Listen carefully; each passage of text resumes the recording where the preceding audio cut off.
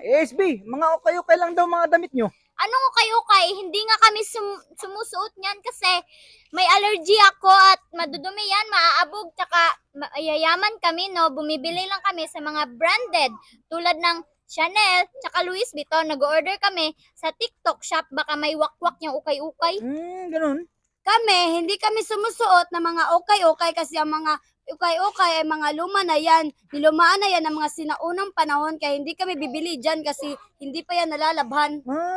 Hindi kami sumusuot ng okay-okay kasi mayaman kami, marami kaming pera. Alam nyo ba saan kami bumibili? Saan? Sa Timo. Kasi marami kaming pera. Ganun. Kaming mga magaganda, hindi sumusuot ng ukay-ukay kasi hindi natin alam kung saan galing yan at kung sino ang may-ari niyan. Kaya nga magaganda yung damit namin kasi mamahalin. Binili namin sa Robinson. Hindi kami sumusuot ng ukay-ukay dahil sa Shein lang kami bumibili. Ayaw namin sa ukay-ukay kasi magagalit yung mami ko tsaka sikanhan lang din yan. Stricto ba? Ayaw namin sumusuot sa mga okay-okay. Kasi baka patay na yung may-ari niyan. At pag bumili kami, doon lang sa Shopee.